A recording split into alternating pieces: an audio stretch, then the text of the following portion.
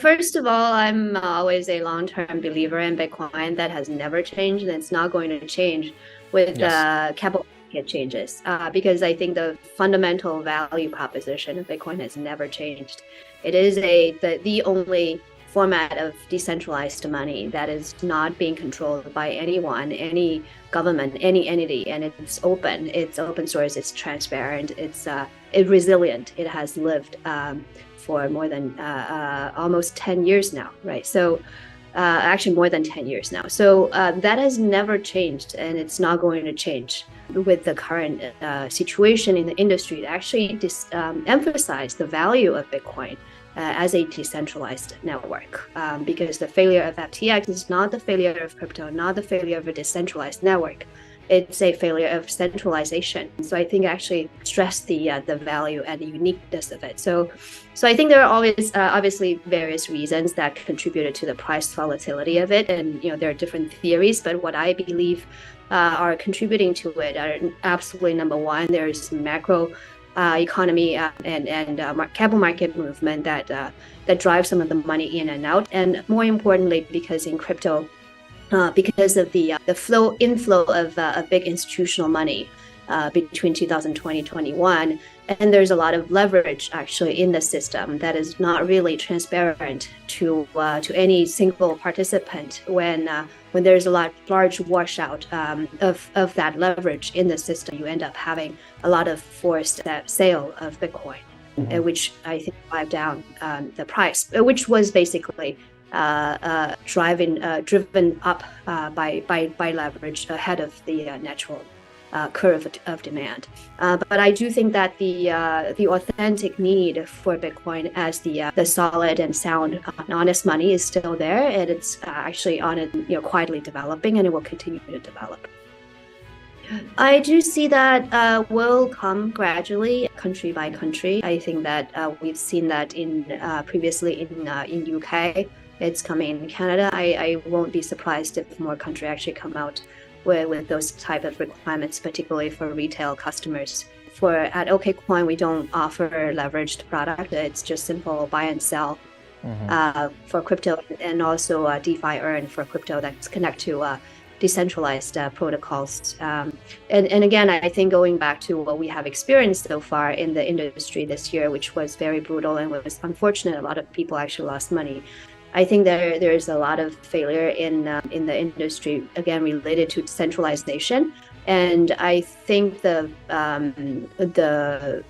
other side of the coin is always actually there's always silver lining, which is, I think people are naturally asking for more transparency, asking questions, and they don't want to trust by default, which is a good thing, right? Because crypto by nature should be a more decentralized and trustless platform and technology. You want to verify instead of trust blindly, which leads to the question that you actually raised. We talked about previously about POR, proof of reserve. There are different approaches of doing that. But if I were a customer, I would love to look at all the centralized exchanges, which are here to primarily provide on-ramp and off-ramp opportunities, to let me have a way to verify that my customer funds are not being appropriated, and that there is enough solvency that's there that can ensure healthiness of the system. So I think that direction will continue. The movement towards decentralization will continue. Even for centralized exchanges, I think there will also be more trustless ways to provide that level of assurance to the customers. And my suspicion is that over time, regulators may also ask for that too. Yes, Merkle tree proof of reserve is a technical way of proving that an exchange's asset, or quote-unquote reserve, basically they're the collective pool of crypto assets that they hold in their cold wallet and hot wallet, equals their accountability, which is basically all the sum of assets that the customers have let the platform to hold the custody for them as a result of the client relationship. It was developed because there is a balance between transparency and privacy. And Merkle tree basically enable the preservation of certain type of privacy for the customer. Because by doing Merkle tree, you end up having putting a table of the customer balances into a Merkle sum tree. And in that Merkle sum tree, each node is a balance hash pair. And you basically do a bottom layer leaf nodes that take the balances as one hand, and then a unique username hash of an individual customer as another value in that pair. And you do that calculation up the layer all the way to the top. And by the end of it, by doing that, we can actually mathematically calculate and improve that the asset and liability side are equal for the platform. So if it is done properly, customers and third parties can actually go and verify for themselves if the platform's assets and liabilities are equal, if they're holding one-to-one reserve against customer assets. So that's basically what it is. I think there are multiple ways of doing proof of reserve, which we have seen in the industry. There is a traditional way of doing it, which is basically Coinbase. They're a public company, so they do financial audits every quarter and every year, right? And the auditors will actually perform the exercise and prove that there is a match. There are also a very technical way of doing it. Our partner exchange, OKX, under the same group, OK Group, also recently published a technical proof of reserve program that is fully technical, that is fully transparent and verifiable by customers. The whole proof of reserve protocol is actually open sourced.